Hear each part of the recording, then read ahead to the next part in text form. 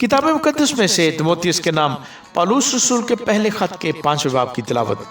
किसी बड़े उम्र रसीदा को मलामत न कर, बल्कि बाप जानकर नसीहत कर, और जवानों को भाई जानकर, और बड़ी उम्र वाली औरतों को माँ जानकर, और जवान औरतों को कमाल पाकीज़गी से बहन जानकर, उन बेवाओं की जो वाकई बेवा हैं इज्जत कर। और अगर किसी बेवा के बेटे या पोते हों तो वो पहले अपने ही घराने के साथ दीनदारी का बर्ताव करना और माँ बाप का हक अदा करना सीखें, क्योंकि ये खुदा के नज़दीक पसंदीदा है।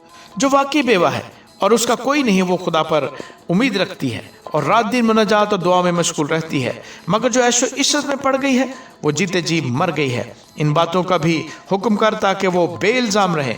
अगर कोई अपनों और ख़ासकर अपने घराने की खबरगिरी न करे तो ईमान का मुनकर और बेईमान से बदतर है। वही बेवा फ़र्द में लिखी जाए जो 60 वर्ष से कम की ना हो, और एक शौहर की बीवी हुई हो, और नेक कामों में मशहूर हो, बच्चों की तरबियत की हो, परदेशियों के साथ मेहमान नवाजी की हो, मुकद्दसों के पाँव धोए हों, मुसीबत ज़दों की मदद की हो, और हर नेक काम करने के दर पे रही हो।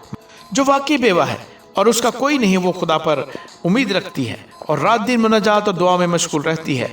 मगर जो ऐशो इश्रत में पड़ गई है वो जीते जी मर गई है। इन बातों का भी हुक्म कर ताकि वो बेइल्ज़ाम रहे। अगर कोई अपनों और ख़ासकर अपने घराने की खबरगिरी न करे तो ईमान का मुनकर और बेईमान से बदतर है।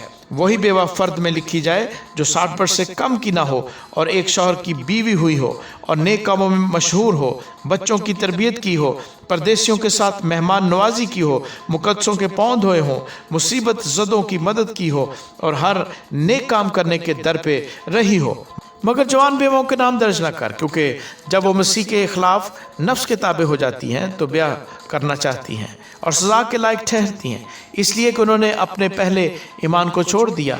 और इसके साथ ही वो घर घर फिर कर बेकार रहना सीखती हैं, और सिर्फ बेकार ही नहीं रहती बल्कि बक बक करती रहती और औरों के काम में दखल भी देती हैं और नाशाइस्ता बातें कहती हैं। बस मैं ये चाहता हूँ कि जवान बेवाएं ब्याह करें, उनकी औलाद हो, घर का इंतज़ाम करें, और किसी मुखालिफ को बदगोई का मौका न दें, क्योंकि बाज़ गुमराह होकर शैतान की पैरों हो चुकी हैं।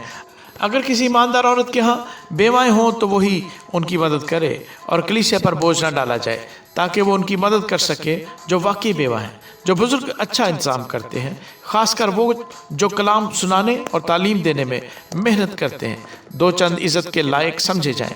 क्योंकि किताब मुकद्दस ये कहती है कि दाएं में चलते हुए बैल का मुंह न बांधना, और मजदूर अपनी मजदूरी का हकदार है। जो दावा किसी बुजुर्ग के बरखिलाफ किया जाए बगैर 2 या 3 गवाहों के उसको न सुन। गुनाह करने वालों को सबके सामने मलामत कर, ताकि औरों को भी खौफ हो। खुदा और मसीह यस्सु और बरगज़ीदा फरिश्तों को गवाह करके मैं तुझे ताकीद करता हूँ कि इन बातों पर बिला तास्सुब अमल करना और कोई काम तरफदारी से न करना, किसी शख्स पर जल्द हाथ न रखना और दूसरों के गुनाहों में शरीक न होना, अपने आप को पाक रखना, आइंदा को सिर्फ पानी ही न पिया कर बल्कि अपने मैदे और अक्सर कमज़ोर रहने की वजह से ज़रा सी मैं भी काम में लाया कर। बाज़ आदमियों के गुनाह ज़ाहिर होते हैं और पहले ही अदालत में पहुंच जाते हैं, और बाज़ के पीछे जाते हैं। इसी तरह बाज़ अच्छे काम भी ज़ाहिर होते हैं, और जो ऐसे नहीं होते वो भी छिप नहीं सकते। आमीन।